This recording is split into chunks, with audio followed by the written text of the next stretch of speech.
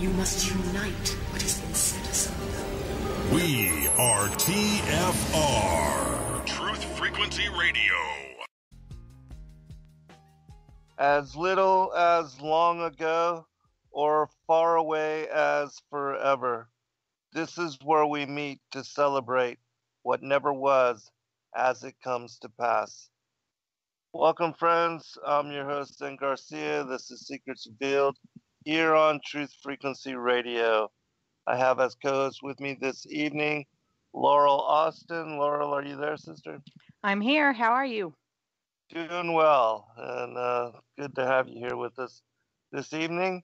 And we have a special guest for the next 2 hours, David Weiss. David, are you there, brother? I am. How you doing tonight? Doing well, and I know you've been extremely busy with all that you do, and so why don't you catch the listening audience up with as far as your new projects, your new websites, or contact information, and kind of what you've been up to since the conference.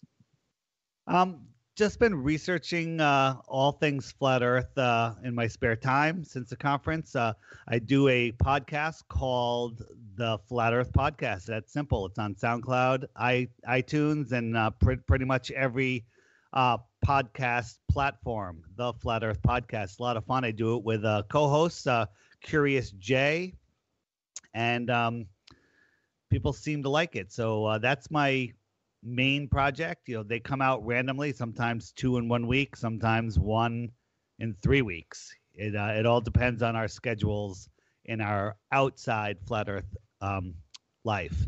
Then my YouTube channel is DITRH, stands for Deep Inside the Rabbit Hole, where you guys are familiar with my videos. They're mostly under 5 minutes. So there you go. Yeah, I think that's has broad appeal too, because so many people have short-term memory, and so if you can't say it in 5 minutes, they don't want to hear what you got to say. 5 minutes is actually long. I'm aiming for the 1 second video, but I haven't gotten there yet. I love how your videos get to the point. Right. Thanks. Yeah, I intend them for, if somebody doesn't like something, you can't get them to sit down and watch a 2-hour video on it. Right. So my thing is just give them a little taste, little seeds, little tastes. And if they watch a couple of my videos, then they'll watch a longer one, then they'll listen to a full show. Then their lives will be ruined as ours were when we discovered the true nature of our world. Right? Yeah. Yeah, absolutely. Well, let's flash back to November and touch upon the Flat Earth Conference and what you thought about that. And also speak about the bulletin board that you had kind of, brought all the attention, and that was the kickoff for everything. So if you would elaborate on all that. All right. So the conference was coming up, and people were talking about different types of promotions. And I was actually listening to IPS, Infinite Plane Society, and he was looking to purchase some sort of advertising.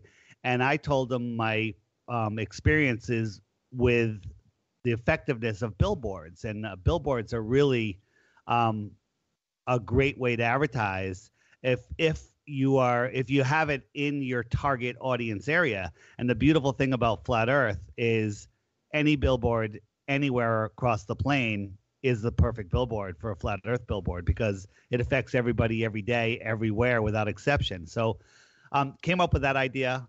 I tried to make it the shortest to the point billboard to get people to look into Flat Earth. So I one of my favorite videos is ODD's video, A Stranger's Guide to Flat Earth, 21 Questions.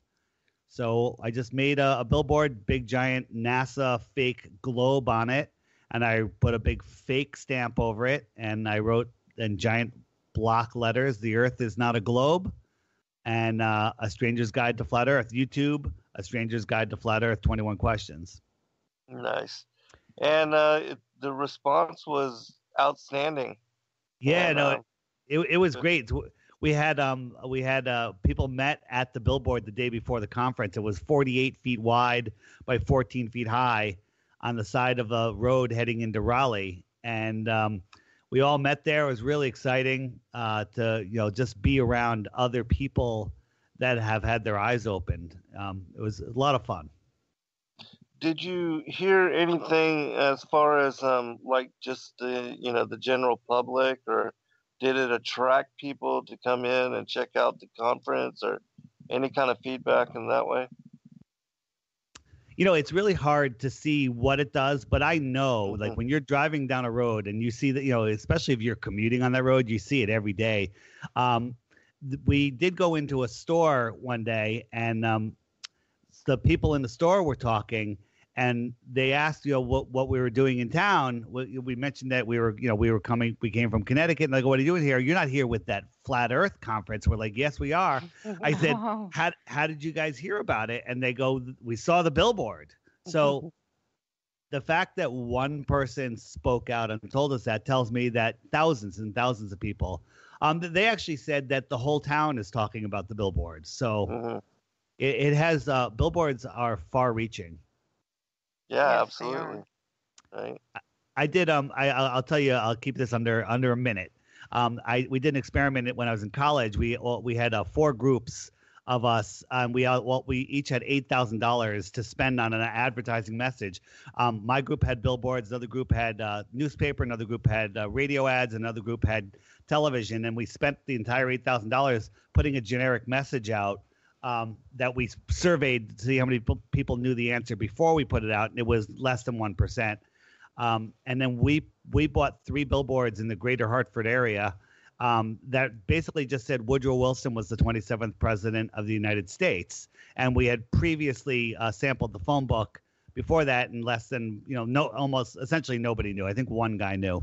But after having it up for 30 days, the newspaper had like a 5% increase in their message. The television had no increase. The radio had a single digit number increase, and we had something like, I think it was 70% of the people knew. Wow. I think it was like 60% knew, and then there was another like 20% that said, "Oh, I saw that," and they were trying to remember the name and got it wrong. That's astounding. Yeah. Wow. Yeah, in your face, and then everybody commuting to work, or doing their daily routine, driving around the town and seeing it different places, and then if it's outrageous, what people consider outrageous, they're going to speak about it and mention it at the water cooler, that kind of thing.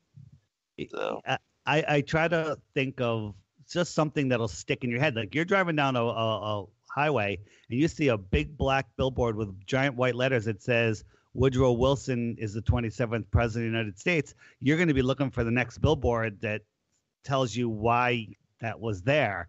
And it's basically just going to stick in your head. So, the earth is not a globe. That sticks. My Right. favorite search term right now, and it's very controversial, is Google flat earth clues, because flat earth clues gives you the best results. There's so many things. If you Google flat earth, you're going to end up with 2 pages of the Flat Earth Society before you get to any real results. If you Google flat earth clues, not only do you get Mark Sargent's clues, which maybe not even on his channel because it's mirrored so many places, you get other great flat earth videos without any of the garbage. So that's another one I put out there. Awesome. Well, tell us about your experience, and what you thought about the conference in general, and then we'll get Laurel to comment also. Well, being I've been a alternative truth seeker. Other people would call a conspiracy theorist. For many years, just looking into stuff, and that's a lonely world. But if you really want to cut yourself off from family and friends, you can tell them that the earth is flat. And luckily I have a thick skin for it, and that's why I'm so outspoken. But it was so amazing to be around hundreds and hundreds of people that are all on the same page. I met Laurel down there, and it was just everyone you met they have the same core understanding of our reality. And that was the most amazing part of it. I said the conference, I didn't expect to learn anything major, that I could learn online. And I looked at it as a giant meetup. And essentially that's what it was. But I actually did learn a few things down there.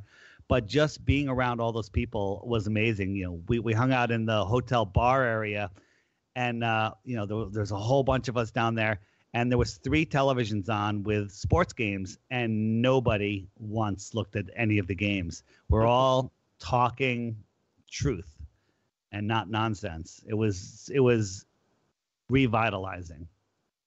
Awesome. So do you do meetups where you are now?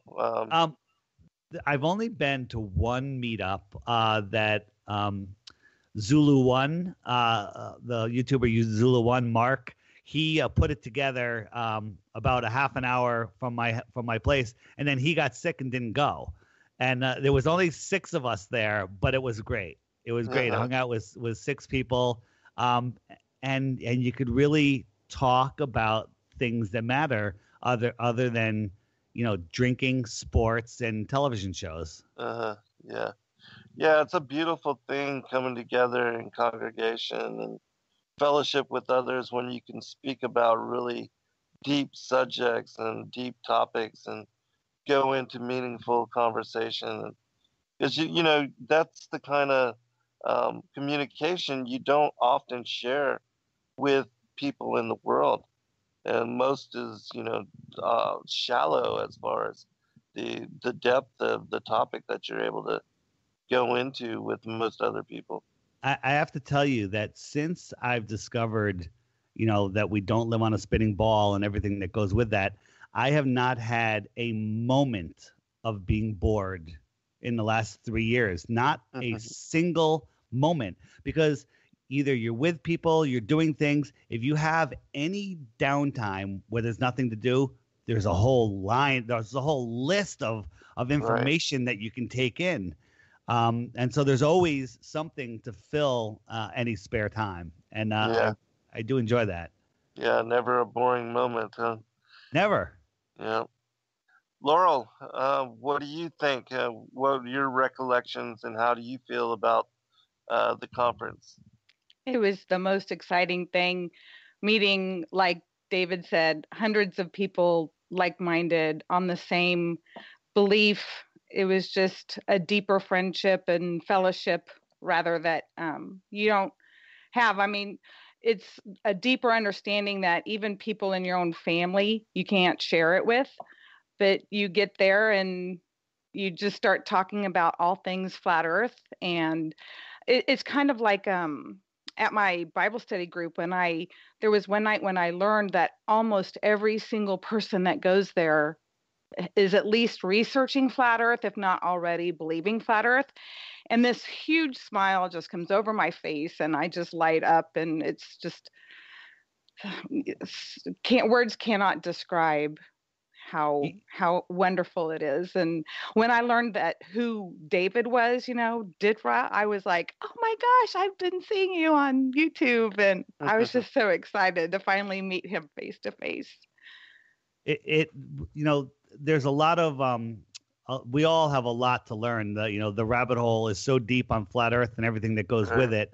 And there's a lot of people, we have people that believe there's a dome, that it's an energetic dome, that it's made of glass, that it's made of something else, that there's an infinite plane, that, there's a whole bunch of different things that we don't know the answer. Some people believe there's more land out there. The cosmic egg theory by Martin Kenny. There's so much out there, and we had all of these discussions, but the one core thing that everybody there understands is that we don't live on a spinning ball. So right. I think that is the thing that ties us together. Yes, it's not a spinning ball. It is flat in some way, but that's fine. As long as you understand that you don't live on a spinning ball, we're all brothers. Yeah, absolutely. And, this knowledge, even though it was once embraced and well known by the people of the world, the ancient peoples, we have been deceived for the last half a millennia. And so this is all new and now relevant for us. And we realize we don't have the answers, but most certainly those that have looked into it, we know that there's no curvature and that the earth is not spinning, whirling at 1,037 miles an hour, and we're not orbiting around the sun. So no matter what you think of all the other aspects of it, those two things remain true for most of us. And so, as far as the shape of the earth and all the other things, that's still being figured out.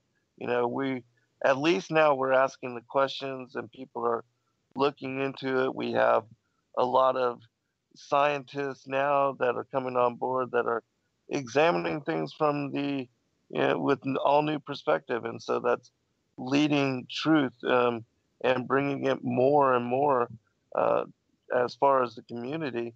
Uh, it, we're broadening our horizons and expanding that knowledge, and so we realize we still have a long ways to go. But the whole deception and the embrace and indoctrination of all that has been for 500 years. Our parents, our grandparents, their grandparents, everybody's been bought up into the lies and caught up in the deception that we never even second guessed it. And so at least we are doing that now. So Zen, I have something to throw by you here. There's more and more evidence is showing up that it hasn't been 500 years. I think that's just a story. Could very well be. Absolutely. Yeah.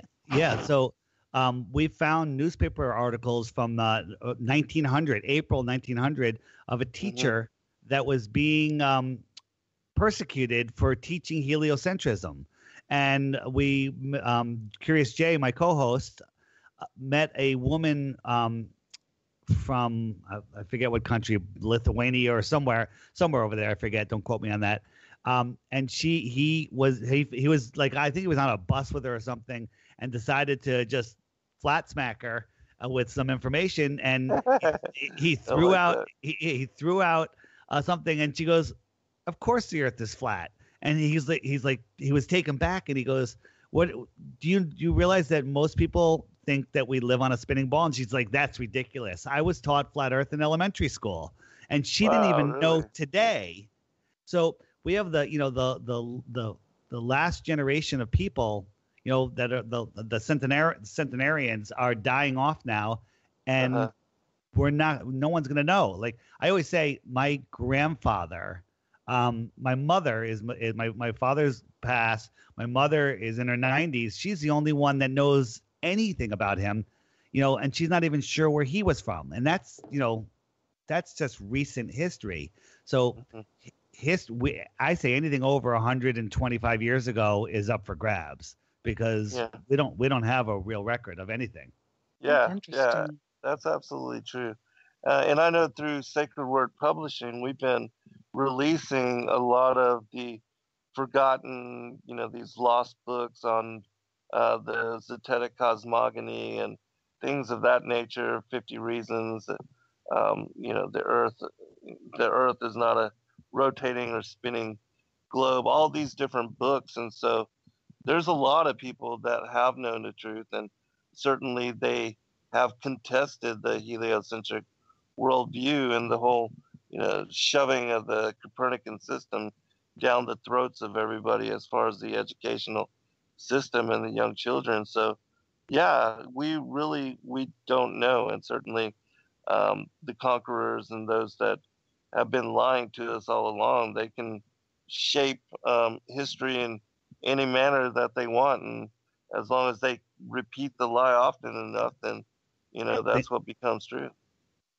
Think about this. I was born in the early 60s, and then we had the moon landing. So, we landed people on the moon 6 times during Nixon's presidency. And most people in this world believe that the moon landings are real. But now I'm predicting that they're going to change history because now that people are waking up to the fakery of the moon landing. You know how the astronauts and NASA keeps releasing, hey, we need to be able to get up above low Earth orbit. When my generation dies off, they can wipe out, anything that's on the internet. We're seeing the purge coming right now on YouTube. Excuse me. But they're going to change it, and they're going to say that the moon landings never happened, and people will be like, well, what about this book? Oh, that's fiction. It's a fiction book, and then they'll go back and they'll go, look, we never went to the moon. Listen to even the astronauts said, the ISS astronauts said that we can't get past low Earth orbit. And they'll have all of these seeds that they put in there, and they're just going to rewrite history.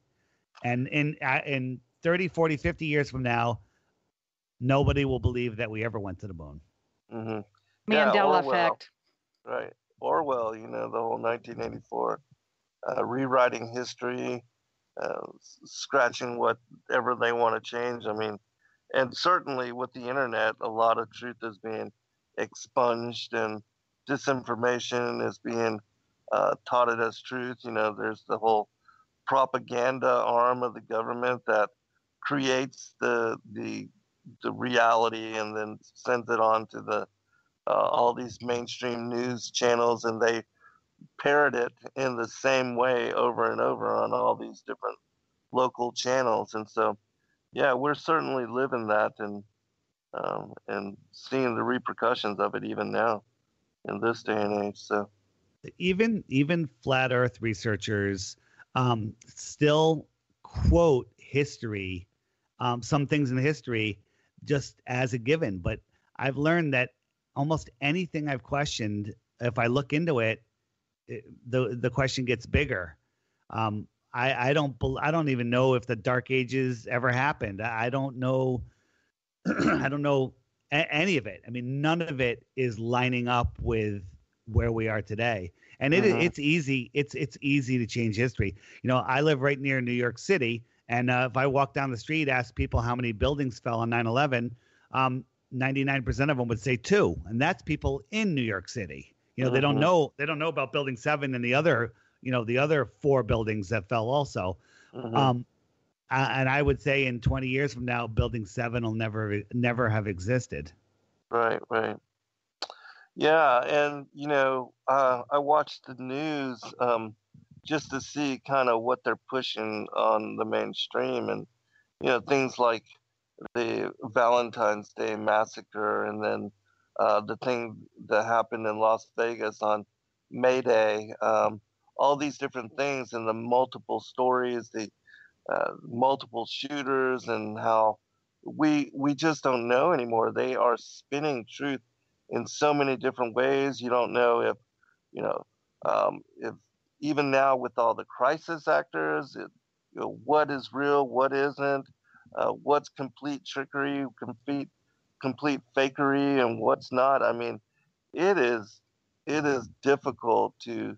Well, we know we can't believe anything that they say, but I mean, it is hard to wade through the BS. It is so thick.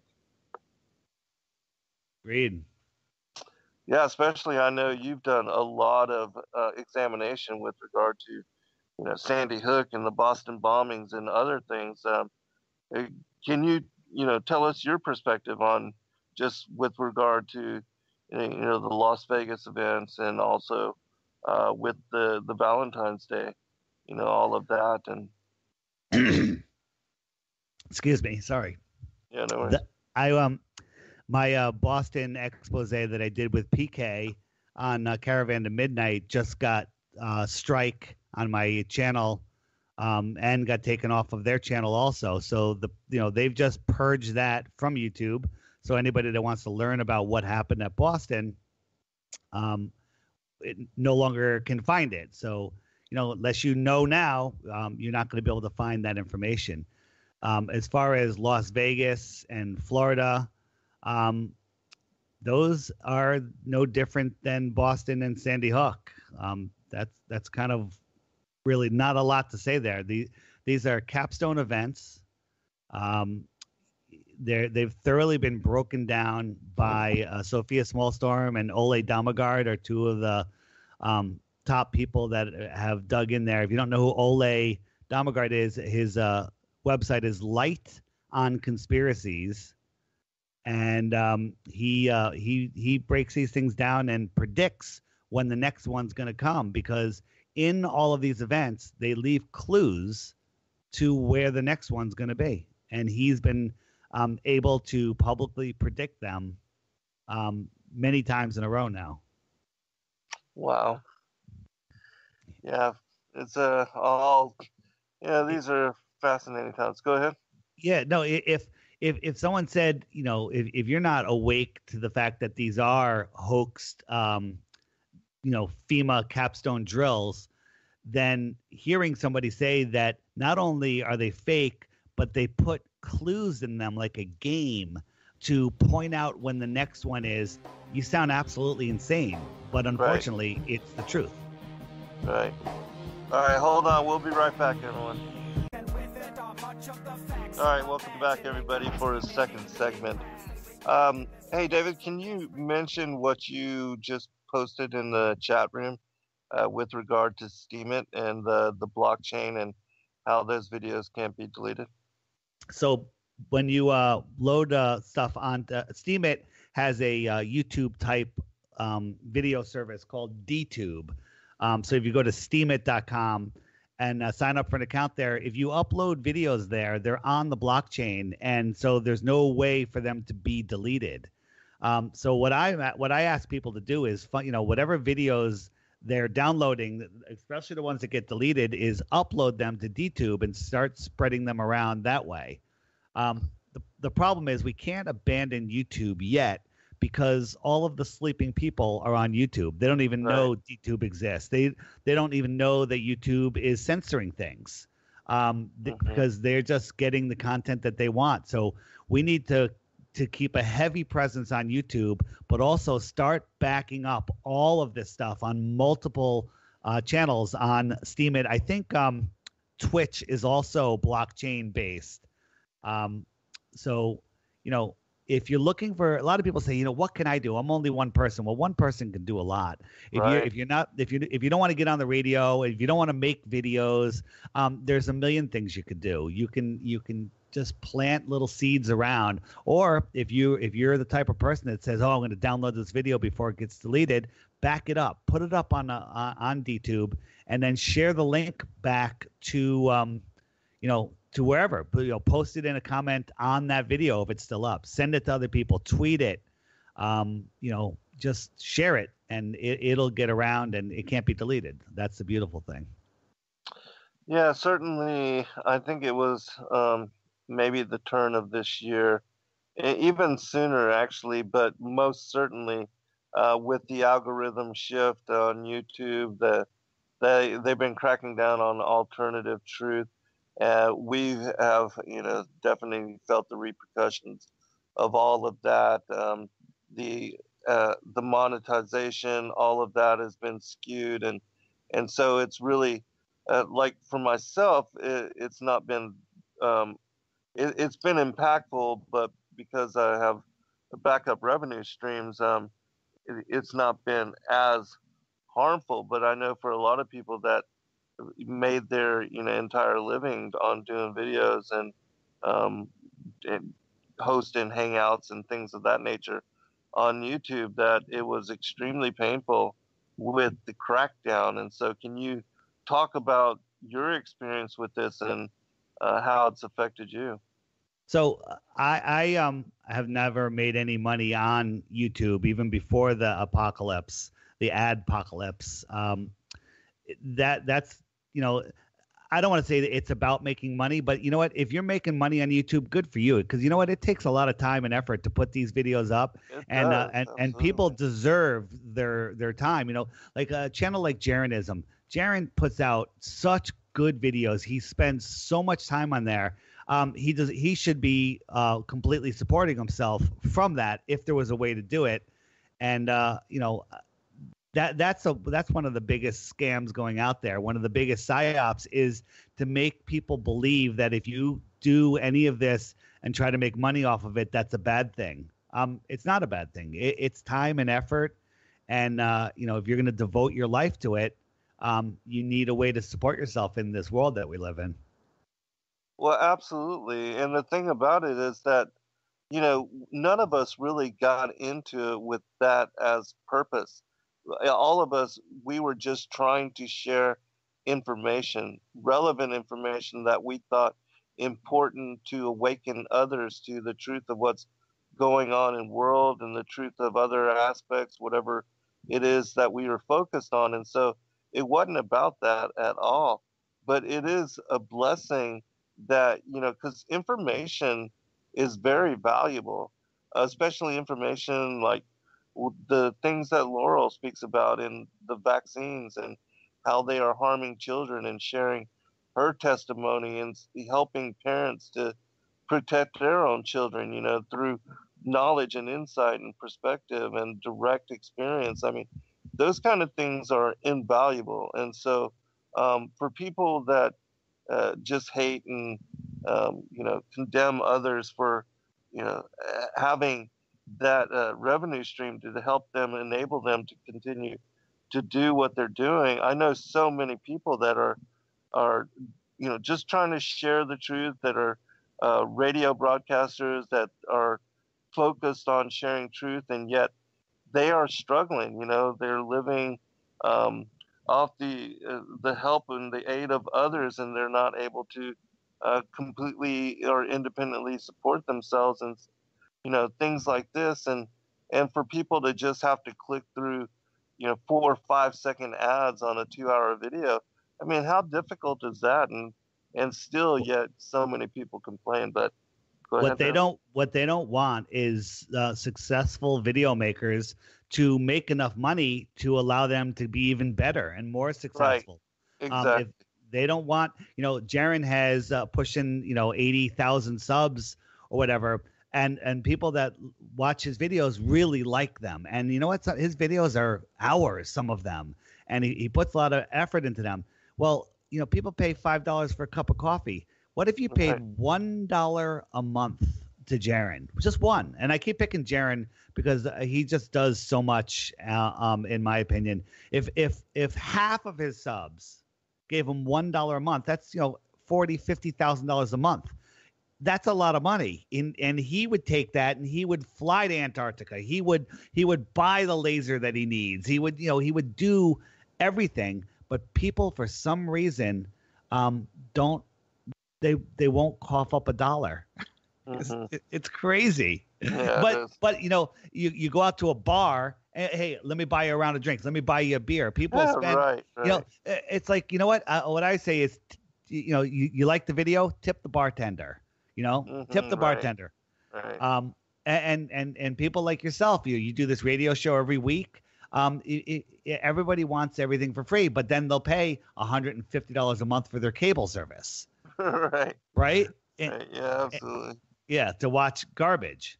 Mm-hmm. And they don't complain about the commercials on there, and the maybe they do complain. Right. Yeah, absolutely. But hey, let me let Laurel comment here. Wait, one more thing before Laurel jumps in. If there are people that we're used to the ad revenue on YouTube, DTube has a way better video revenue. You get paid for each person that watches it. I don't know how they do it, but you make a decent amount of money, far more than YouTube ever used to pay. So, yeah, take the time, look into that, and start spreading that around. We want to get that to take over YouTube one day. And so you said in order to find DTube, you go through Steemit. Is that correct? Yeah, to be honest, I haven't even gotten in there. I've just watched a few videos on there, but steemit.com, and then just sign up for an account, and it's pretty self-explanatory. Okay, wonderful. All right, appreciate it. Laura? I don't myself see anything wrong with a YouTuber putting a donate button on his YouTube. Can that even be done? I know it's done on Facebook. I don't know if you can actually have a button, but people put links on there all the time. It's just what I tell people, you want to do something. Here's what you do. Donate $1 a month to your 5 favorite YouTubers. Okay. Mm-hmm. A homeless person could do that. Mm-hmm. Okay. And then don't tell anybody that you did it. Mm-hmm. Just do it and keep it to yourself. Keep Yeah. truth moving. Keep Right. truth going. And if everybody did that, we would the networks, the Cablevision, all of them would be dead in the water, because we would be producing the most amazing content, and it would go viral all over the place. Yeah, absolutely. And then people could actually afford to focus and take the time to really accelerate in what they are creating with regard to the content and the research that they're doing. And yeah, absolutely. Yeah, I encourage people to do that as well. Shane has a question for David from the chat about DTube. Wouldn't getting revenue while posting other people's videos be a criminal offense? Not if you posted my videos. I welcome anybody to take all of my videos and post them over there. A lot of the videos that I'm referring to are the ones that are being deleted off of YouTube. Again, is it a criminal offense? I don't know how that's handled, to be honest with you. I'm not suggesting that you steal copyrighted content, but most of the real truth videos out there, we encourage people to mirror them. Yeah, Right. I have Mark Sargent's Flat Earth Clues, but I also have links to his original and his channel too. Of course, if you're going to do something, use someone's content, it's always nice to link back to it. Absolutely. Yep. To be honest, sometimes I forget. Like if I'm mirroring something, I sometimes forget, but I put it in there. But yeah, always link back, and it actually is good for the other YouTubers. It's like, wow, that's really good. I'm going to follow that channel, and they would have never Right. found it otherwise. Yeah. Yeah, I Potter's Clay personally, has some. Sorry, Zen, go ahead. no, I was just going to say, I personally, encourage people to share my work as well, because I find that the more channels you are on and the more people share your stuff, the easier it is for them to find you in the original format. But where it goes too far is like this guy that created the Rob Skiba 2017, which is a completely fake channel, and then he's stealing all the Rob's videos and posting them up as if he is Rob, and then monetizing them all. And and people believe that when they watch his videos that they're supporting Rob, and they're not. I mean, that's certainly going too far.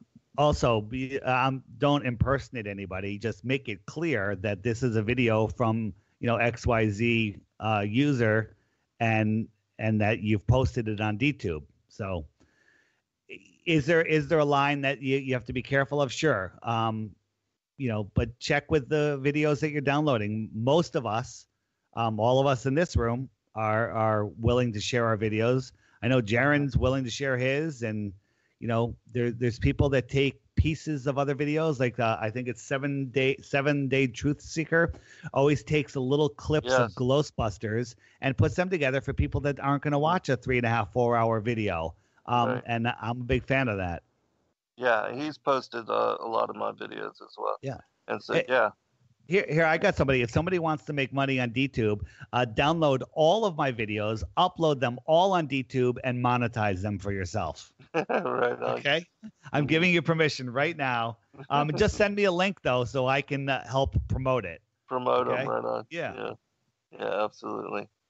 Well, I want to go back to, you said that you were doing a lot of research, and that you have been since you returned back from the conference. And so can you go through some of the things that you've learned, or that you've been recently studying, things that have blown your mind since examining them? My mind is blown every day. I wake up with a goal not to have my mind blown today, and usually by 6:30 a.m. it's gone. Yeah, right.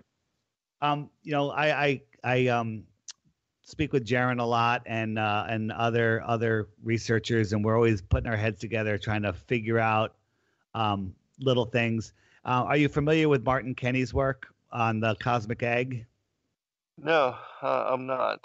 I myself, I'm so busy, caught up in writing all the stuff that I write, that I don't get a lot of time to study other people's work, which is why I'm grateful for, those that do. And so, yeah, please do share. Well, let me talk about Martin's stuff for a second. Martin has come up with this cosmic egg idea where the Earth is flat and there's basically like dome over a dome over a dome, and they're energetic domes, and we live on the second level from the top.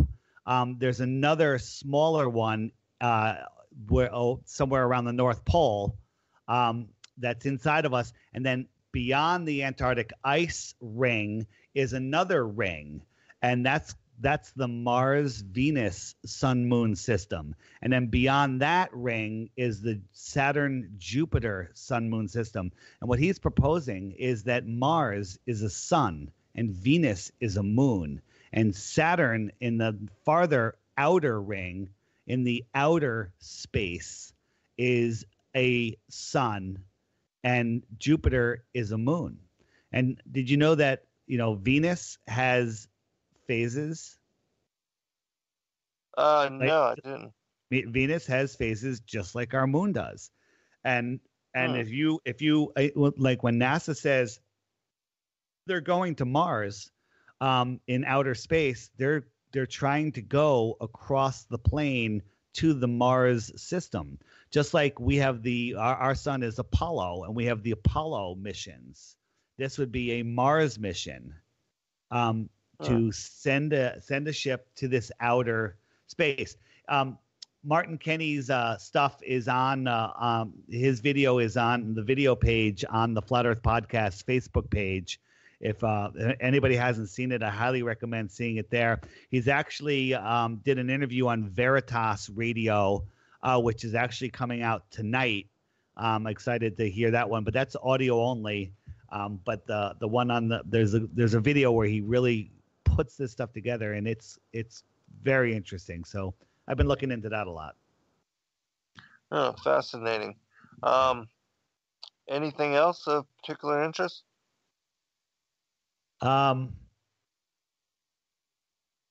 Nothing specific, just studying the moon and trying to figure out what the heck is going on there.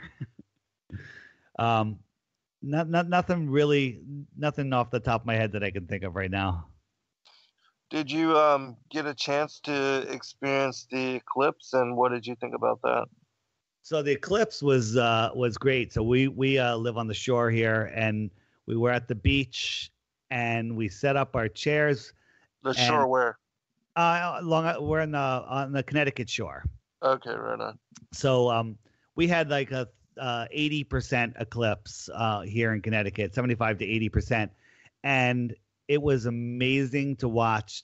The day leading up to the eclipse, people were freaking out in town, the ones that didn't get their solar viewing glasses, and people are on Facebook. Does anyone have any extras? I went to at the library. They had a guy doing a presentation on the eclipse, and so I went. It was packed, old people, young people, and he's just telling this whole heliocentric story. And I actually went up and asked questions afterwards, and that he could not answer. And they just started pulling stuff out of their rear ends to try to answer it. But one thing I did notice, they were forcing people to take 3, 4, 5 pairs of glasses. Don't look at the eclipse. So my girlfriend and I, we went to the beach, and we set up. We didn't even wear sunglasses. We were staring. We were sun gazing during the entire eclipse. And there's other people walking around, and this one woman. This was amazing. She was trying to take a picture of the eclipse by laying her reflective sunglasses on the ground and taking a picture of the sun in the reflection of her glasses, but she didn't want to look directly at the sunglasses because she could see the eclipse and go blind. Oh my gosh, yeah. and I'm looking at her and I go, do you realize that we've been staring at the sun without turning our heads for the last 5 minutes? And people just, they can't see it, they can't hear it. they're brainwashed that if you know, the elite are telling us whatever you do, don't look at the eclipse. Right. Yeah, that's like don't touch that to a little kid. When you Yeah. say it to me. Both Laurel and I were able to witness it in total eclipse, and it was amazing. And I was staring at it directly too. And if you weren't looking at it with the naked eye, in my opinion, you would have missed really the magicalness of it, because when it went lights out like that, it was just awesome. I felt like it was like a total mystical experience. Laurel? Well, I had two cameras going, and I was a sucker. I went and bought several filters for my camera lens. I mean, when you have expensive camera equipment, you're really afraid to go out on a limb and risk it. But I was looking right through my viewfinder of my camera without any protection on, because with those glasses on, I wouldn't have been able to see to focus right. or anything. Right. But it was truly a remarkable day. And then, wow, lots of crazy stuff happening since then. Hurricanes and 5 days later and all that. Yeah, especially considering that the ancients believed, eclipses, total eclipses like that, to be a portent of doom, and then um, the hurricane in Texas and the one in Florida, and all the craziness. David, Zen, go ahead, Laurel. did you think that was the moon? I was just going to ask you guys the same question. What do you think went in front of the sun, or made the sun get eclipsed? Let me phrase it that way. Let me put it this way. In Photoshop, I couldn't find anything of substance. Nobody again really knows. And then, this last book that I wrote on Paradise, the Sides of the North and the Mouth of the Congregation, part of what I talked about in that book was even Enoch. He speaks about the lesser moon, and in the Vedic cosmology they speak of Ratu and Kihu, these two supposedly dark bodies that are responsible for the eclipses. And so, I know a lot of people took those photos and the images that they shot and put them through Photoshop, and were not able to see anything of substance with regard to, supposedly the moon being a huge orb or whatever, crater filled and all that. But who really even knows? I mean, what about you, David? What did you think about all that? So nobody has ever seen the sun approach or exit the face of the sun. Never seen the moon approach or leave it. No matter what equipment they're using, what conditions, which is fascinating. Doesn't make any sense to me. If the heliocentric model is true, there should be plenty of Earth shine reflecting on the moon. But we know that's nonsense. So I came up with a theory that it's actually being blocked from the backside. So have you seen my video called the projected sun? No, I have not. I'll put it in the chat. Right. So essentially, I say that the real sun isn't the sun that we see. We see the sun in our atmosphere, right where we see it. It's there, but it's actually either in the firmament, above the firmament, or just higher up, whatever it is. And we see it in that position, and everybody sees it relative to their own position. And whatever it is that's blocking the sun is behind the sun that we see and going in front of the real sun. And I actually did an experiment, and it looked exactly like the eclipse. So just, here's a way to visualize it. Imagine you hang a thin blue sheet in your room from the ceiling down, so dividing the room in half, and you're on one side of it, and then on the far side of the room, on the far side of the sheet, you have a bright flashlight, a bright light, and you're standing on, we're both on the same side of the room with our backs to the wall, but you're on one end and I'm on the other end, and we both point to the sheet, which I'll call the sky, where we see the light, and we're both going to point to different spots on that sheet. So you and I are seeing the sun, the apparent sun, in our own position relative to where we are. And then if somebody took a disc or a ball or whatever and slowly moved it in front of that flashlight or that light, we would both see eclipses. And you would never see it coming. You would only see it when it eclipses the sun. I'll put the video in the chat for anybody in there.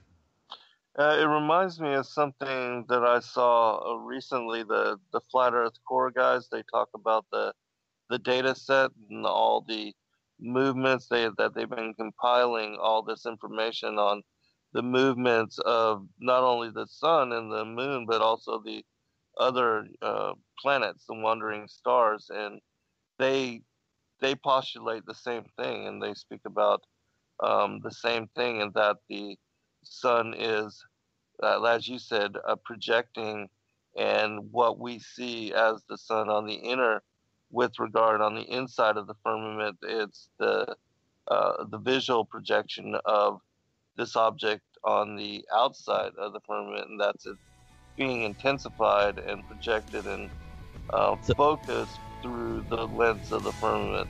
Right. People say, what about the heat of the sun? Hold on, David. We'll be right back, everyone, for second hour. All right, welcome back, everybody, for second hour. I'm your host, Zen Garcia. This is Secrets Revealed here on Truth Frequency Radio. I have as co-host with me this evening Laurel Austin, and as special guest David Weiss. All right, David, I want to give you a chance to finish up your thought before we had gone to break. Where were we? We were talking. Speaking about the sun and how it shines through the firmament, and you were making a comment on. Oh yeah. So people said what about the heat? Well, the sun that we see is essentially a reflection. And I was in Vegas, and I was sitting by the pool, and the sun was off to my right, dropping down, about 3 o'clock in the afternoon, and to the left of me was the hotel, which had all mirrored windows, and the sun was reflecting off those windows onto the left side of my face, and the real apparent sun was on the right side of my face. I could not feel the difference in the heat. It was the same amount of heat on both sides of my face from the two suns. So just showing that you can reflect, the heat, the brightness. And if you look at it, I actually videoed it. If the building didn't have any seams in it, you wouldn't be able to tell which one was the real sun. So I kind of thought that was pretty interesting. Yeah, again, with regard to all of what we are learning, certainly the world is explained by some as being all electromagnetic, and that the influences of these certain different bodies, we don't know, we can't explain everything, but we're having to introspect and reconsider everything in new light. And that's certainly what has been explained away with regard to the cosmology and the dynamics of it by the heliocentric and Copernican model, that all of that is flawed. I mean, just the fact that the Earth is not spinning at 1,037 miles an hour, once daily as it annually moves around the sun. I mean, all of that has to be reconsidered. The motions, the movements of the luminaries, as we see it in time-lapse photography, everything moving around Polaris, and Polaris being seems to be the fixed center of all of that movement. And so, yeah, we're having to reconsider a lot of other things. So what, anything other with regard to some of the things that you've been learning or examining, looking at, And I know that you are close with a lot of the other members of the flat Earth community. What are some of the other considerations you guys have been talking about or elaborating into?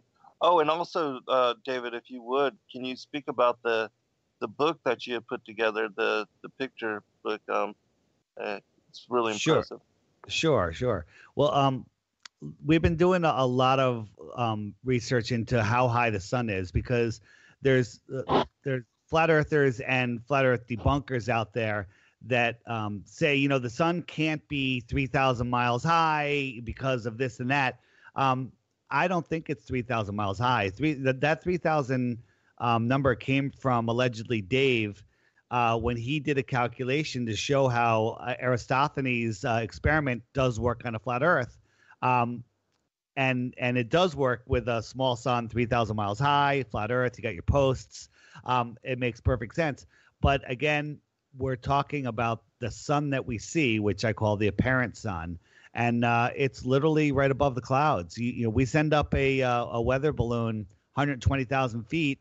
The sun is not much higher than that balloon, and I actually think that people on the ground see that sun even lower than the balloon sees it. Footage that the Globebuster guys did during the eclipse where they sent up weather balloons, I thought all of that was amazing. I mean, that was fascinating, perfect timing for them to do all that. And if you have not seen that, I definitely recommend people check that out. But certainly the weather balloon footage is giving us, again, a bird's eye view of what the cosmology, once you get up that high, what's really going on up that way. And certainly the sun seems to be shining a hot spot on the tops of the clouds once you get above that layer, and you can see kind of even the hot spot in the water, and it seems to be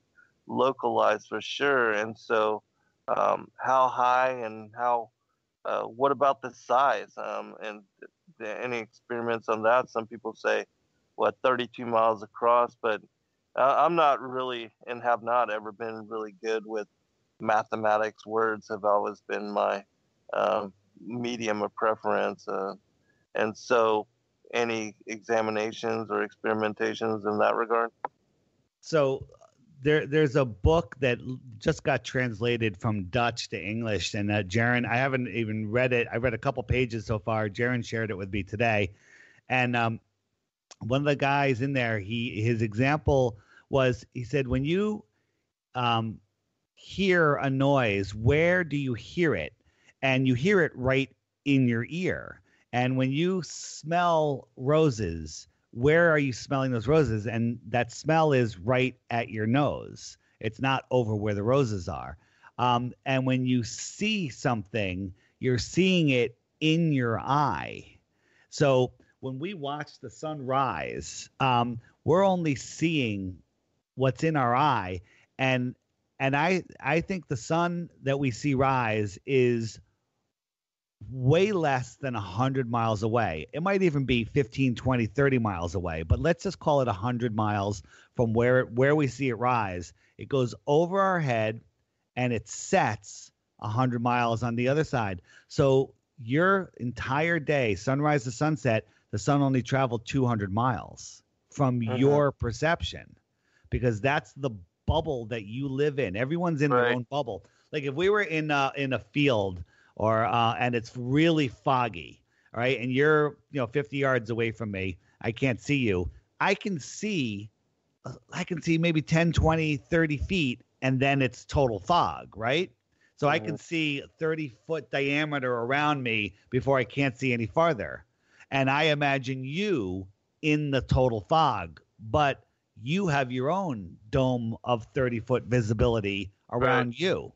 And so that we all have to remember that we're all having our own experience, and we're seeing the world only as we can see it from where we are. Again, we're both standing on a beach. The sun is setting, and the sun is that line. The sun glare is going right across the water to my feet, but you're 50 feet down the beach, and it's going right to you. And I can't see yours, and you can't see mine. Right.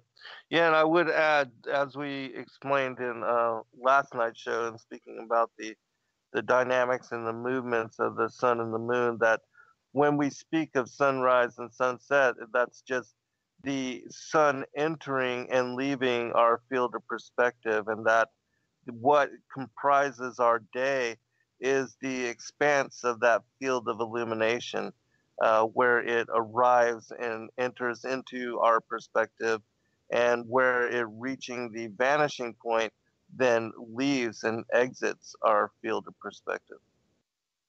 Absolutely. Hey, getting back to the eclipse, something I've been working on is, do you know what, during the eclipse, you know those little orbs that people see around the total eclipse? Mm-hmm. There was like 4 or 5 of them. You know the image I'm talking about? Mm-hmm. Like the little, I know what you're talking about. Like the little shapes, even when you're looking up at the sun, you Right, kind of but see, yeah. You can't see them except during an eclipse, and the reason is they're still there. They're still there when the sun is bright, but not until the sun is dimmed enough by the eclipse can you actually see them. But I noticed a similarity, that they look just like the moons that surround Jupiter. And I'm trying to upload a picture to the chat, where of these together. It's amazing. How do I upload a picture to the chat? I think you just click the where you. Do you see that little photo thing on the by bottom the blue? right? Yeah, by that blue arrow right. Yeah. Yeah, to the left. I did it. I select it, and it's not going. Oh no! Click it again, and then click the folder, and it'll open up the folder on your computer, and then you'll have to submit image. Yeah, I did. It for some reason it's not going. I'll put it on the Facebook page and then post a link there for anyone that's in the chat. But it's amazing. So when I look at that to me shows that I think it's the same thing. I call it the sun moon eclipse system because I don't know what else to call it. Mm-hmm. But if you look at that and then look at the pictures of Jupiter or Saturn with its moons, it's very, very, very similar. Similar, huh? Yeah. Could be a corresponding kind of thing, you know. Again, these are things that we don't know about and still learning about. Have you looked at, with regard to the North Pole and the supposed magnetic mountain and the abysmal chasm and all of that the different explorers make mention of with regard to that area? I believe that there is as big of a secret in the north as there is in the outer southern hemisphere, that we call Antarctica. Right.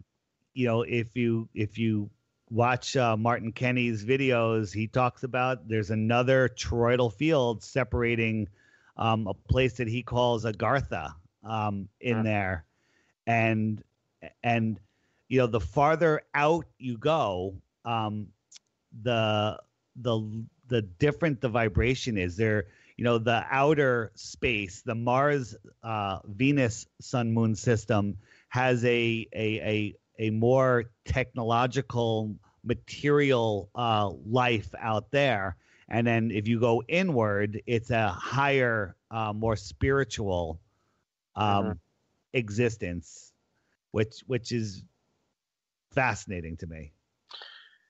Yeah, it's fascinating to me as well. And then all of the mythology surrounding the places like, you know, Asgard, Agartha, Shambhala, Thule, all these different places, the Hyperboreans and the mythologies of, you know, have you ever read the Smoky God? I have not.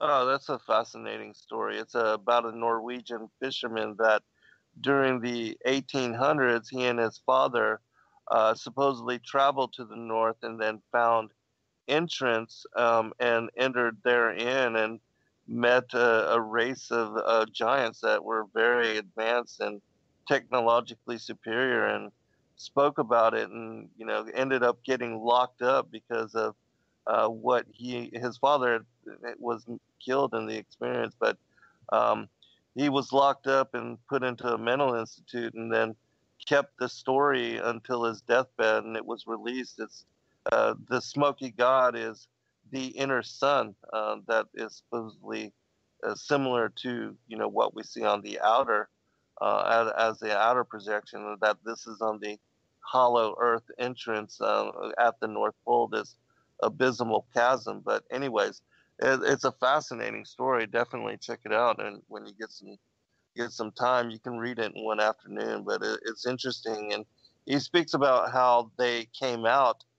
Well, it's written from a heliocentric perspective, but you can apply it to the plane of the Earth as we know it. And he speaks about how they traveled through the interior and came out on the outer, skirts near the Antarctic southern limits, and but they thought they had come out of the southern pole. But we know that there is no southern pole, but there was a connecting link between the hollow Earth entrance at the north and then some outer connection, and that they came out and these whalers saved them, and all of that. But truly a fascinating story, interesting to examine, to look at, and it seems to be also tied to the occult worship of the black sun, and even the swastika being a symbol for this, and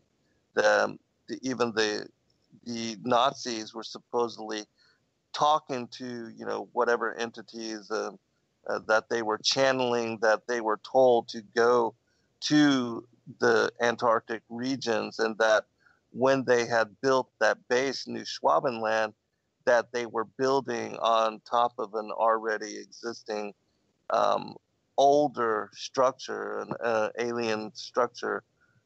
And so, and these kind of things are also spoken about in the Emerald Tablets of Thought, the Atlantean priest kings speaking about the creation of some of these, what we call deep underground bases or whatever. But these kind of things are found in the mythology, and supposedly the British SAS, when they went there for Operation Tabaran, they expounded to their superiors the same thing that the Nazis were building into and onto an already existing structure. It's all the stories are just truly fascinating. Did you hear my talk a while ago with Sophia Smallstorm that I called the outward flow of civilizations?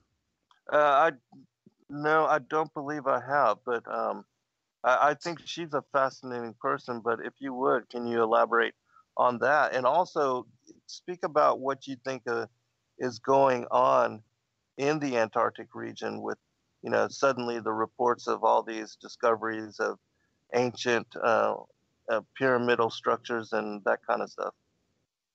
So yeah, there's stuff being discovered underneath the ice, which means at one time the ice wasn't there. Right. We have all of these stories of ancient civilizations, the Mayans and all these advanced civilizations disappearing. So where did they go? And did they just die? But there's no real evidence of that. Did they get abducted into space? Well, we know that's not the case. Right. So I have a theory that we live in this realm that we call Earth, in this ring or that we call Earth, and we can't go all the way to the north. We've been convinced that we can't by them showing us, the guys that explored the north and froze they were frozen, and no kid wants to go to the North Pole because it's dark, windy, and 40 below zero and blowing 100 miles an hour wind. I think that's all a farce. And then we can't go outwards because it's, one, the Antarctic Treaty, two, it's just desolate, cold, and dark again. So Mm-hmm. we're stuck in this ring. Mm-hmm. But I believe that these rings are expanding outwards. So let's say in 5 years, 10 years, 100 years from now, whatever the time frame is, all of a sudden, all of North America doesn't come out of a freeze. The cold has marched from the north and just covered North America, where it's snow on the ground all year long. What are the people going to do?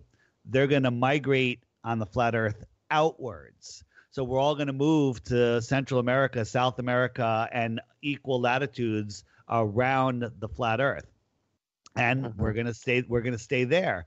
So now, the Antarctic ring that has also moved outwards.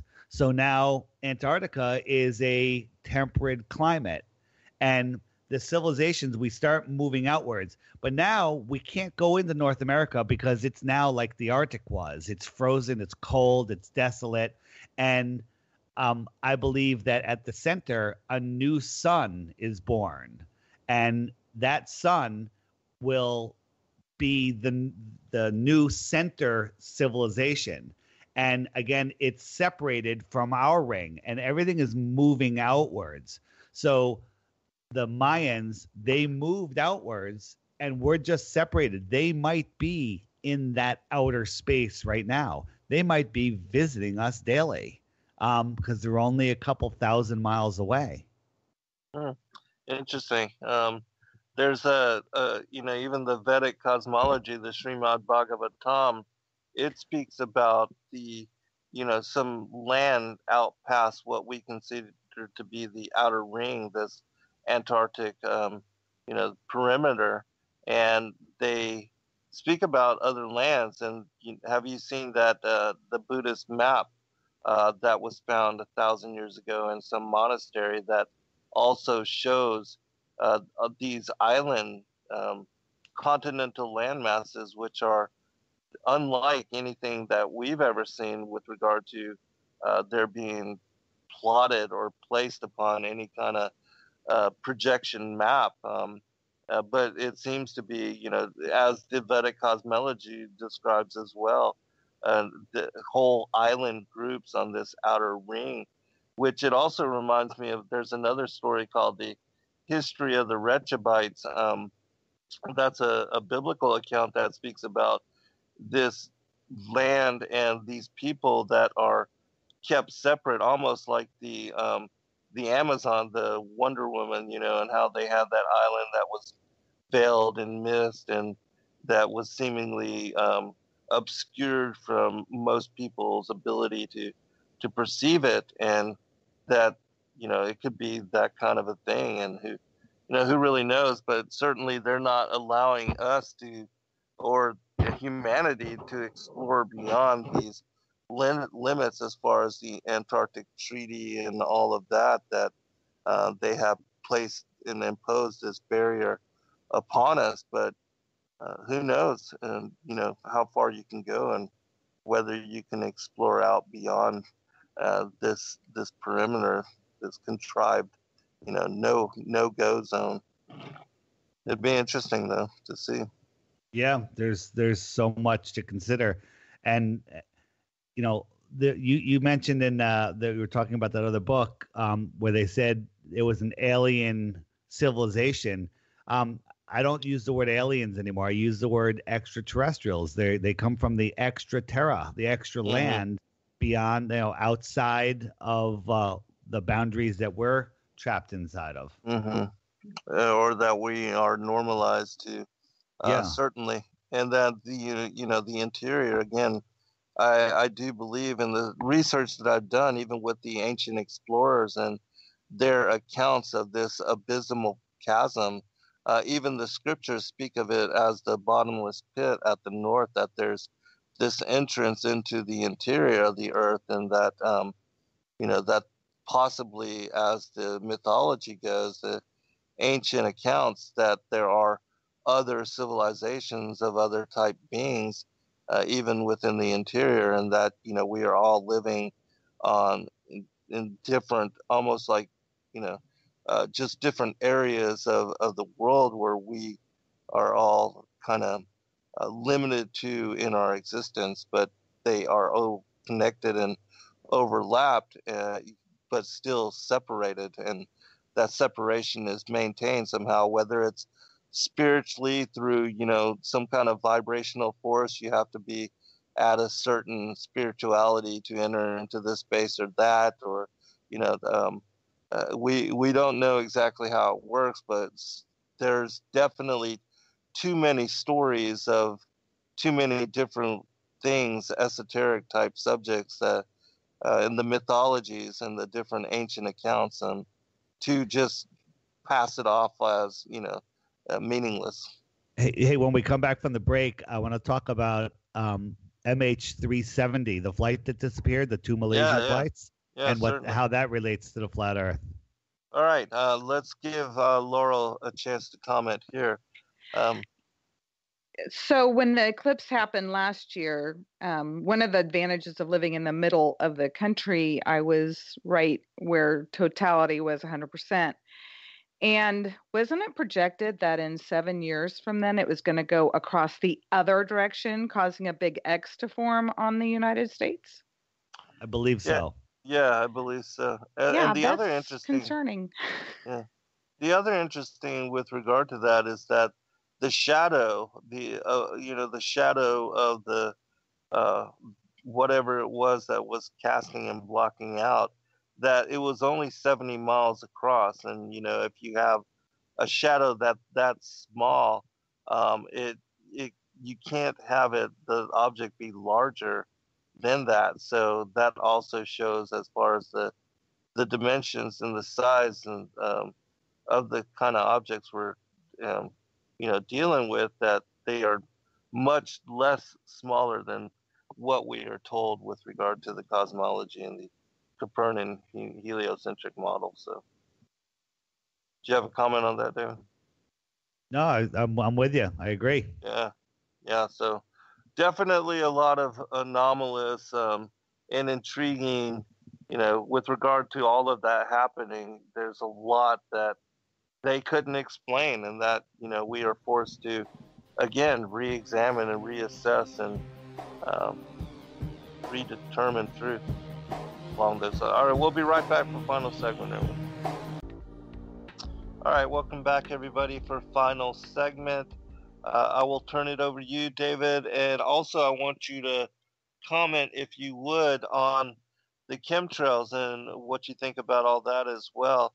And if you've seen that new movie Geostorm, where they speak about, the weather manipulation and how governments have weaponized all of that.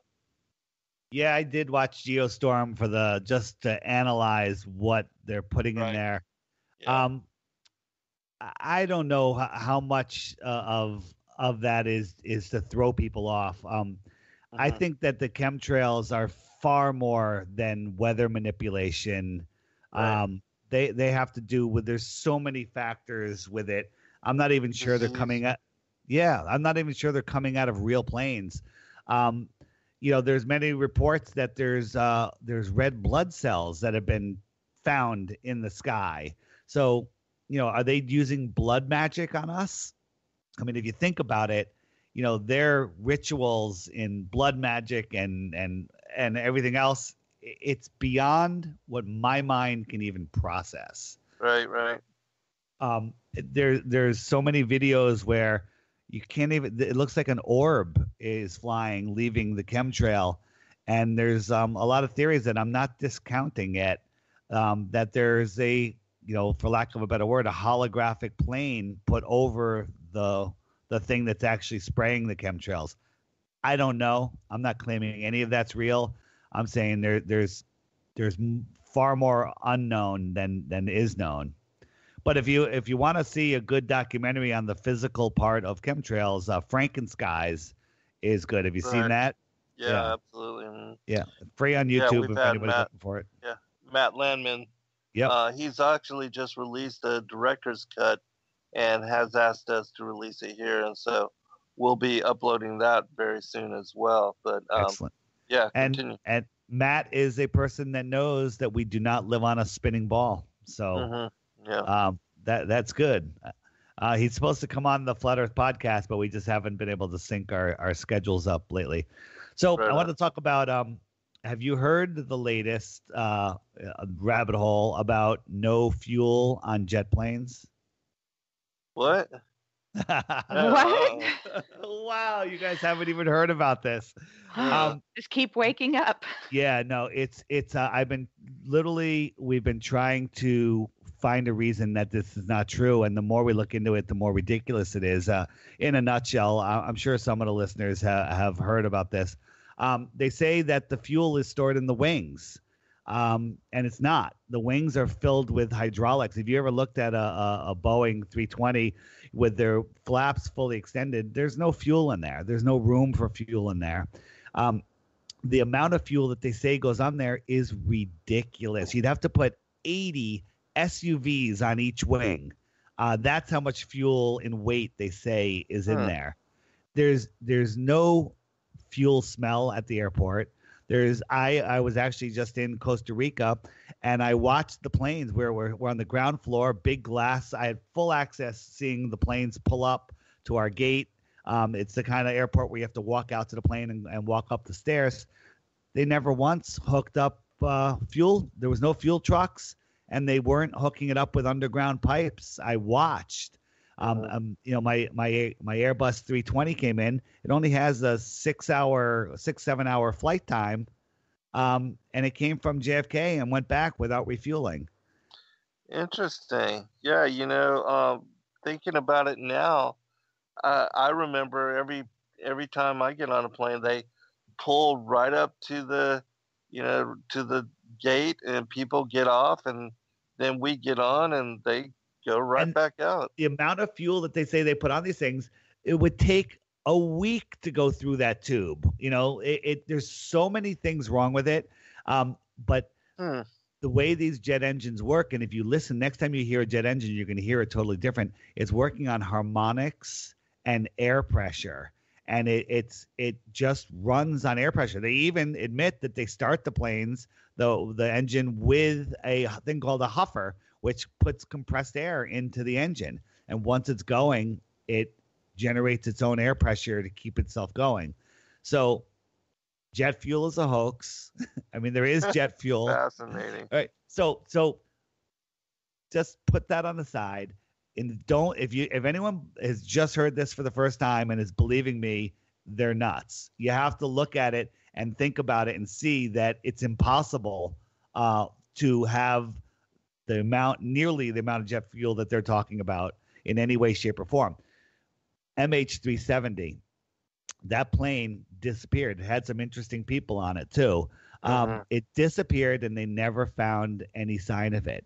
Is it possible that the scientists on this airplane, the people on this airplane, made a run for it? They're like, we're out of here. We're going to the Iron Republic. We're going to the outer space. And they took off knowing that they won't run out of fuel. Because here's another thing. During the, we talk about how there's large sections of the Southern Ocean that are not on GPS because they don't fit when you wrap it around a ball. So if you look at the flat Earth, there's big pizza wedges of ocean that don't exist out there that GPS has eliminated, so you can wrap it around a ball. You with me? Yeah, absolutely. So during the search for MH17 or 370, whatever the number was, one of the boats went missing. One of the ships went missing for 4 days. They couldn't find it on the radar or on the GPS or nothing. It was missing for 4 days. And then 4 days later, boom, it popped out somewhere else. It was in a no charted zone. Right, and then the people on that boat were silenced. They weren't allowed to talk about it. That's interesting too. Yeah. So and you've heard of the Iron Republic, the book called the Iron Republic? No. Now, you're not listening to my podcast. You got to tune into the Flat Earth podcast. I'll have to definitely do that. Yeah. Just been busy. Yeah, please go ahead. Well, now, Dave, I was subscribed to it, and YouTube keeps unsubscribing me. Do you listen to the podcast? We have a commercial in there that says if you're listening to this on YouTube, you're old school. You gotta subscribe to the podcast. Everybody has a smartphone, almost everybody. And on you have a smartphone? Before I open my big mouth. Yes. Okay. Yes. You have a podcast player on there. If you have an iPhone, it's the iTunes podcast player. If you don't have one, just download a free podcast player and then subscribe to the Flat Earth Podcast. You just search Flat Earth Podcast. There it is. And it automatically downloads the file to your phone. And then you can listen to it. It remembers where you were, which ones you listened to, which ones you haven't listened to. Okay, right. Awesome. It's the only, and you can listen to it at double time. So you can listen to it in half the time. You could speed it up. And it has a jump forward and jump back 30 seconds, so you could skip over our annoying announcements that we make in the middle of the show. Right on. All right. Cool. So the Flat Earth Podcast available on all podcast players. But quickly, the Iron Republic is the story was it was a senator or some congressman in New York back in the 1800s was ousted because of whatever reason. He ended up getting a large ship, a boat, and going south, and he was going around Antarctica, and he found an opening in the, what appeared to be the ice wall, and this fissure, and he went through it, and they came out, and now they're in this big ocean. They were lost for weeks, then months, and then finally they saw land. And as they were approaching, a boat came out, and saying, "Hey, who are you? Where, what are you doing here?" And they're like, "Well, we're from America. Where are we?" And he goes, "This is the Iron Republic." And they said, "Where is the Iron Republic?" And he said, "We are about the same distance that America is from the Antarctic ice wall, as you are. And then it's the whole story about what life was like over there and this whole thing and how they got back. And it was written up as a series of articles in a magazine called Florida Magazine in the early 1900s. And you cannot find a single copy of that anywhere on the internet. Wow. I mean, you could find anything. You wanted an old, magazine from whatever, you can find anything. They're always available. They're all gone.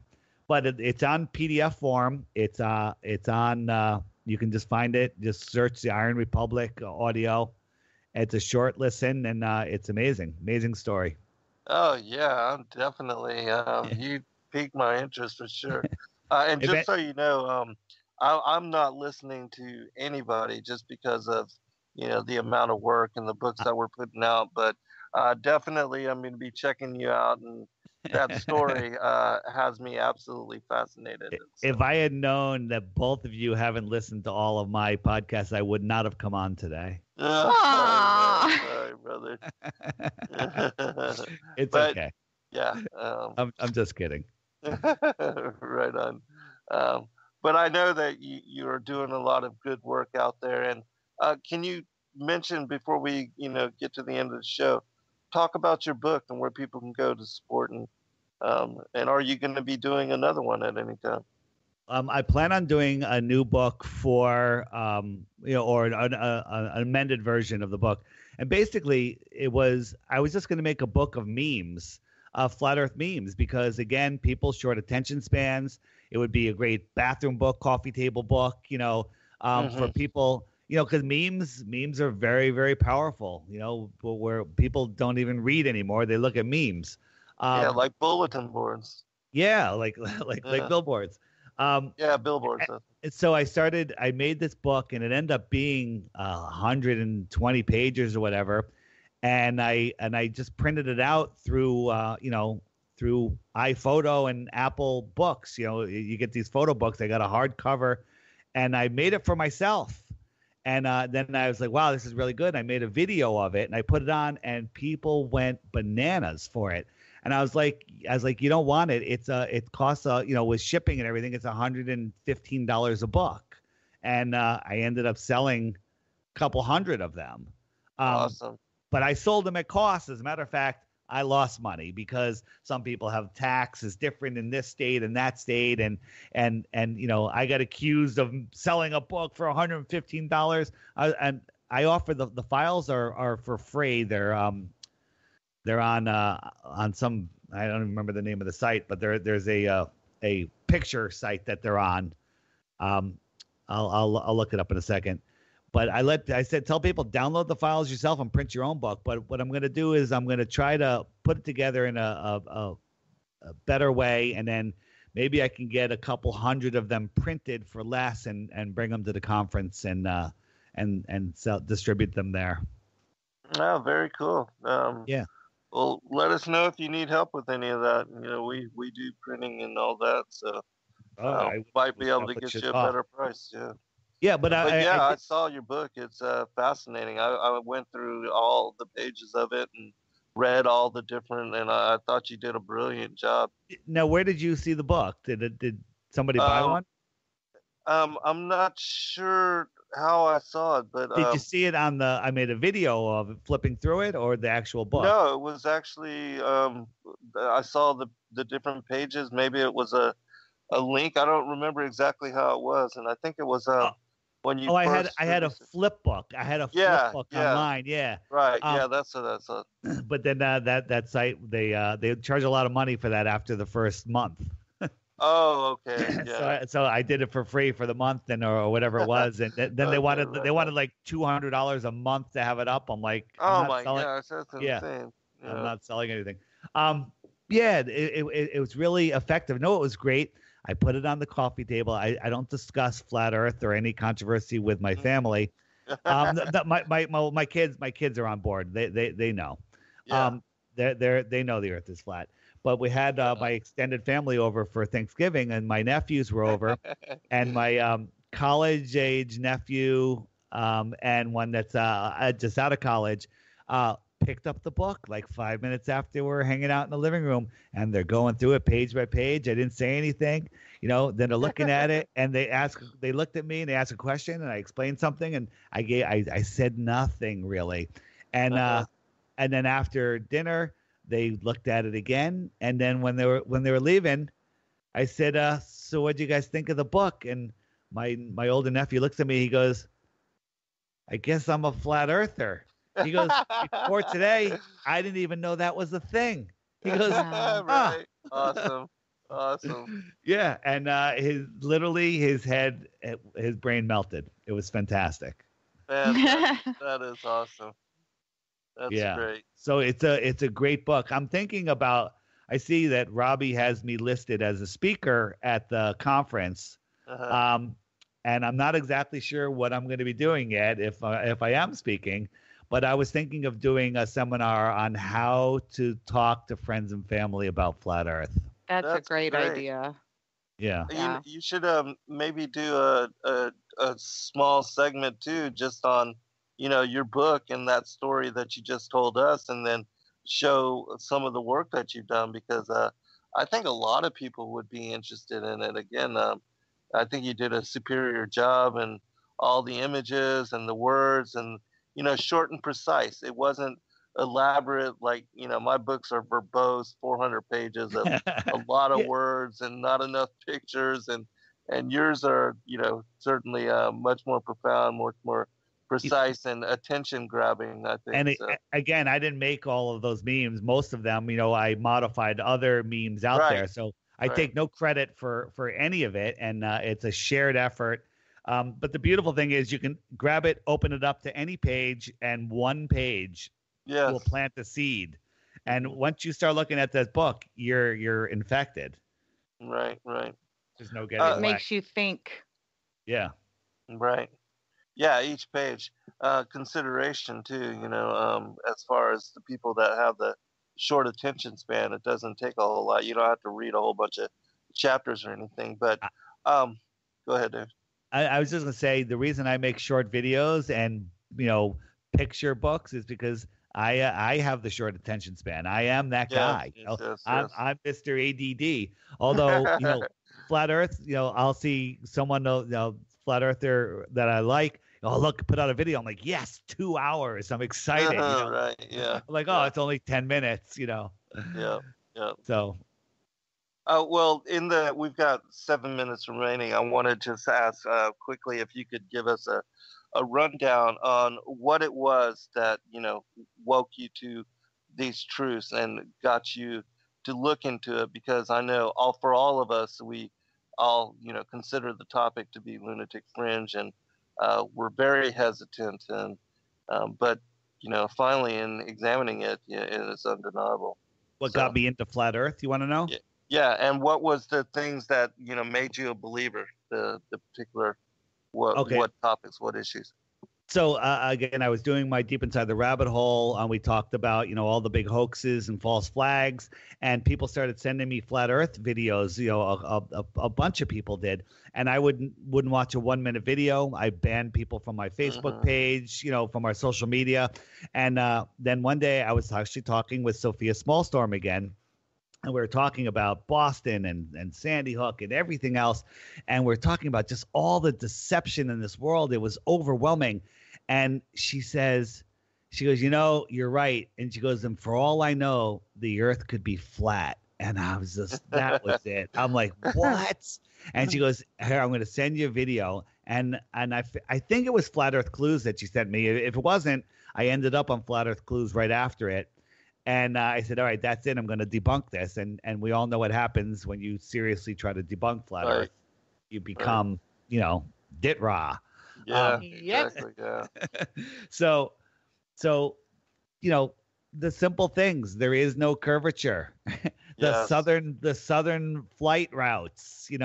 Nobody flies over and circumnavigates. North to south. You can go over the north, but nobody goes over the south. Right. Any straight line ends up going south no matter what direction you started in. That's amazing. And you know what else? That's true on a ball. Mm-hmm. It's true on a ball, but on a ball, people believe if you go south, you can come back. Right. The only great circle on a ball is on the equator. Mm-hmm. But people think that, I went over the North Pole and got to the other side. That's the great circle. No, the great circle is if you kept going and came back. Nobody can come back. Right. So. Right. Yeah, and then for the other big thing for me was just that the whole ludicrous, the motion of all the, the Earth around the sun around the Milky Way galaxy, and the stars never change. Yeah, right, exactly. Yeah, it makes no sense at all. And the moon going around, the sun is holding on to the earth with its magical gravity, and the earth is holding on to the moon. But when the moon goes around the earth away from the sun and towards the sun, wouldn't it speed up and slow down at least? Yeah, you would think so, right? Mm-hmm. All of those motions are so ludicrous. Ludicrous, right? People are so brainwashed that they can't see through it. They'll fight to the death to protect their paradigm. Right. Yeah, and I've learned, like you, with regard to family members and loved ones, to just, plant seeds, but not try to force anything or to try to engage them in conversation, especially if they're unwilling to listen. And I kind of, treat the whole world in the same way now. I'm not trying to force anything, but people that are interested, that come to me and want to know, then certainly I'm open to engaging them in conversation. But I don't find it necessary to have to convert everybody, to flat Earth. Yeah, it's one of those things that people wake up to many things and then they just forget about them. Once you wake up to flat Earth, I don't see anybody forgetting about it. Yeah, you can't go back, right? Right. That's the reason part. And if somebody does, like, Joe Rogan, something's not right there. Well, he sold out. I mean, he admitted right. that he's available for sale, and he sold out. There's no doubt. You know, people Is like that him. like a Tiger Dan story or something? No, so Tiger Dan, people say Tiger Dan was a shill. No, he wasn't. Tiger Dan was really putting out some amazing work, but he was a lone soul. Nobody knew who he was. He was living by himself. If I had to guess, if someone said, hey, guess what happened to Tiger Dan, I would say that he was silenced, that he was told to shut up, that he was Threatened. threatened, something horrible could have happened to him. Because you remember on Patricia's show, he said, if you ever hear me say that the earth is a ball, or something, he goes, no, I'm being tortured. Mm-hmm. Yeah. He said and he that. had an excellent video that I downloaded, the 75 Bible verses. Amazing. And Loved it. Yeah. But he did so many things. But the couple of videos that he did when he went down, the dark side, we never saw his face. They didn't make any sense. He never finished them, and then he vanished. So here's what we can say about Tiger Dan. We don't know what happened to Tiger Dan. Right. That's it. We don't know. Yeah. Do we know what happened to Russian Vids? Yeah, Russian Vids is back. He is? His channel got shut down, and the trolling gets to us at sometimes. He took some time off. He did a hangout with PK and How I See the World the other day, and he's actually on Flat Earth and Other Hot Potatoes tomorrow, Friday. Okay, right on. Excellent. Yeah, so Russian Vids, he does great work, and he's exposed a lot of things and woken up a lot of people. And if he stopped doing anything from here forward, he's done his fair share in my book. Yeah, absolutely. He had a lot of people. I've seen a lot of his videos back in the day when I first woke up and had the time to examine a lot of this stuff. But I'll say this about Russian Vids is he doesn't get caught in the trap that most other truthers out there. There's a lot of people that have it almost right. The people that are dealing with Florida and these other shootings, they're not drawn. They're drawing a line. Okay, some people died, or there was a shooter, or there was multiple shooters. They're wrong. They know that it was a hoax. They know that the official story is wrong, but they're believing some of the official story and the entire official story.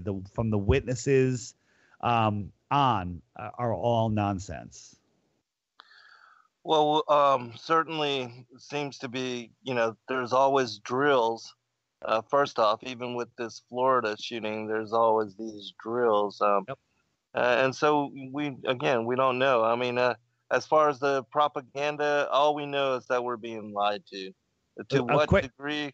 Yeah, go ahead. Brother. I'm sorry. You're absolutely right. And YouTube is cutting all the videos out. Sage of Quay did a video breakdown with Sophia again and a police officer. It just got taken off of YouTube today. He got a strike for it, but I believe he used another service and uploaded it to his blog. So check out Sage of Quay Radio Hour blog and follow that. If anyone's not following that, he puts up great stuff there, and he'll be having lots of the videos that are getting deleted up there. Okay, brother, final comment. We've got like 15 seconds. Subscribe to the Flat Earth Podcast at theflatearthpodcast.com. All the links to all of our social media are there. All right, brother. Hey, we appreciate you. Thanks, God bless Dave. everyone. All right. Thank you, Laura. Good night, all. Shalom.